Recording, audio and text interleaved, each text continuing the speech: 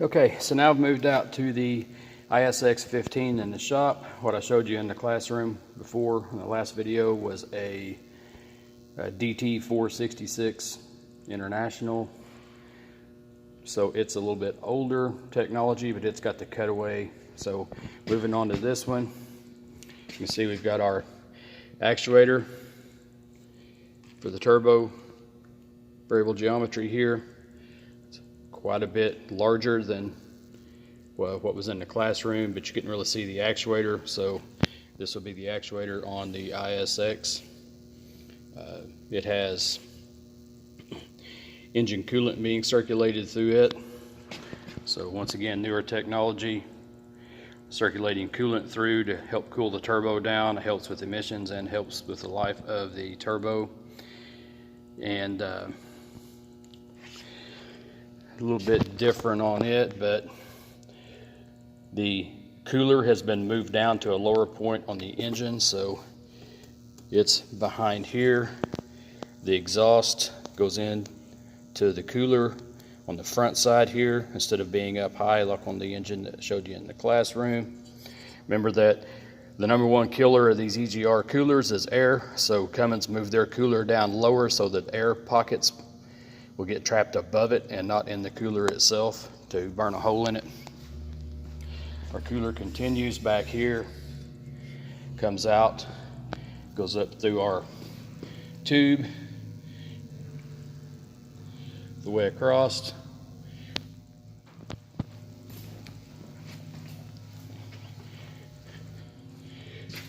over to the other side and into here. So our EGR valve is up here on the top.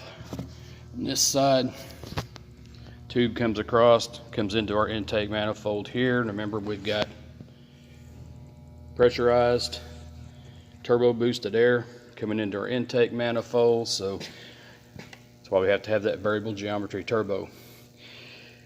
Okay.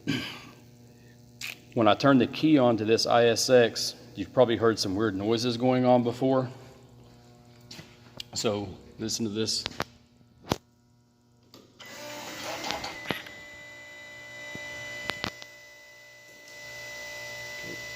Now when you turn the key off,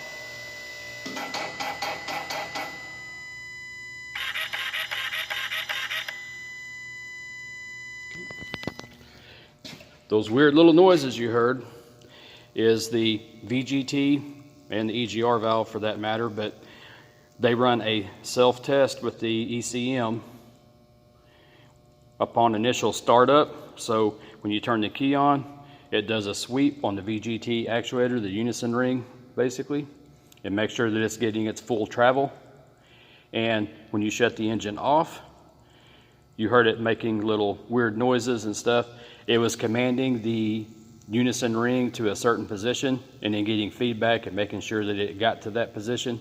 So when something gets a little bit out of whack, carboned up, an adjustment possibly, although not on this engine, but some engines. Anyway, that's how the computer knows that something's out of whack, because I told it to go here and it didn't make it to there. So it runs a self-check. Now I know you're going to have task sheets that say inspect all that to make sure that it's working properly.